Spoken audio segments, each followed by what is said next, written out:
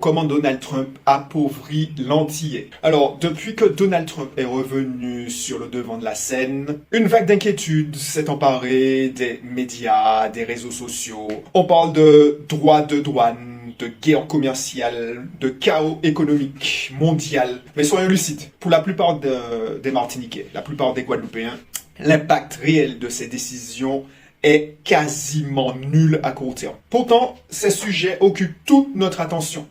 Le véritable danger n'est pas dans la politique américaine, il est dans notre réaction collective. Nous détournons notre attention de l'essentiel, nous débattons de géopolitique internationale alors que nos propres projets stagnent. Chaque fois qu'un événement mondial surgit, une partie de notre population se paralyse, elle attend je ne sais pas quoi, elle s'interroge, elle remet tout à plus tard.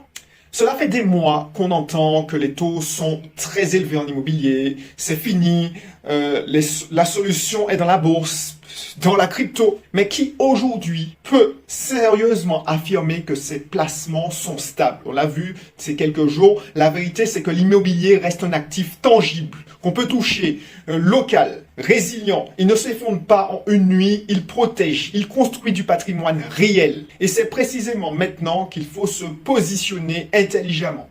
Mais au lieu de saisir ces opportunités, une majorité d'entre nous choisit de fuir. Fuir dans la consommation, dans les loisirs, dans les plaisirs immédiats. On a besoin de souffler, on verra après, on profite avant que ça se complique. C'est un réflexe humain, mais économiquement, c'est un suicide à petit feu. Pendant que certains construisent, d'autres consomment. Et ceux qui consomment, aujourd'hui, subiront demain. Non, ce n'est pas Trump qui appauvrit l'antillais. Ce n'est pas la Chine, ce n'est pas le FMI, ni les taux de la Fed. C'est notre incapacité à agir ici et maintenant. Le monde continuera de trembler, l'actualité continuera de défiler, mais votre avenir, lui, se joue localement. Il ne dépend pas de Washington, il ne dépend pas de la Chine, mais de vos décisions.